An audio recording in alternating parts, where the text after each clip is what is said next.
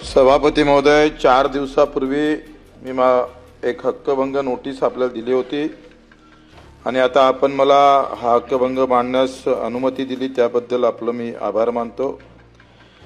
मी महाराष्ट्र विधान परिषद नियम 240 अन्वये विशेष अधिकार भंग अवमान्य प्रश्नासंबंधित खालील प्रमाणे सूचना देत आहोत। महाराष्ट्र विधिमंडळ द्वितीय पावसाळी अधिवेशन 2026 मध्ये 30 जून 2026 रोजी विधान परिषद नियम 101 अन्वये लक्षवेधी सूचना 1 मध्ये उपस्थित करण्यात आलेल्या चर्चेत मंत्री ग्राम विकास माझ्याकडे आलाय, थोडक्यात मांडा।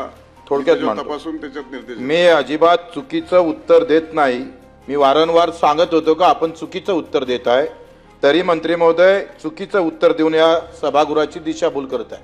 आता कुठलं चुकीचं उत्तर दिलं? संगणक परिचालकाला जे पैसे मिळतं ते त्याला कमिशन म्हणून भेटतं असं चुकीचं उत्तर त्यांच्याकडून वारंवार आलेलं आहे आणि ते प्रत्यक्षात मात्र संगणक परिचालकाला भेटत नाही। त्याच्या पावत्या गिवत्या ग्रामपंचायतच्या माझ्याजवळ आहे, ते सगळं तुमच्याजवळ दिलेलं आहे। दुसरं सुद्धा 82 कोटी रुपये 84 कोटी रुपये जे आपण कंपनीला खाजगी कंपन्या देतात त्याला द्यायचं काही कारणच नाही। ते कुठलंच काम करत नाही तरी तो निधी वळवून ते संगणक परिचालकाला दिला पाहिजे असं सुद्धा म्हटलं, पण त्यामध्ये सुद्धा त्यांनी चुकीचं उत्तर दिलेलं आहे आणि म्हणून ग्राम विकास मंत्र्यांनी या सभागृहाचा हक्कभंग केलेला आहे। चुकीचं उत्तर येत असेल तर मग त्यानंतर दुसरा आमच्याकडे उपाय नाही आहे आणि इथं हा चुकीचं उत्तर येऊ नये म्हणून या विशेष हक्कभंगाची अनुमती आपण देऊन ते विशेष हक्कभंग समितीकडे पाठवण्याची विनंती मी याद्वारे आपणास करत आहोत।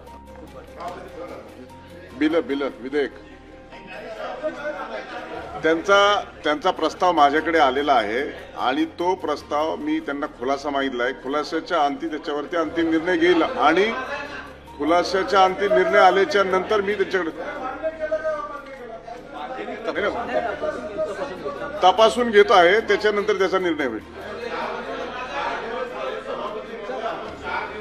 मी आपल्याला सांगितलं होतं खुलासा आला नाही तर मांडायला देईल, आपण मांडलेला आहे। आता माझ्याकडे आपला प्रस्ताव आहे, खुलाशाच्या अंती त्याच्यावरती निर्णय करतो।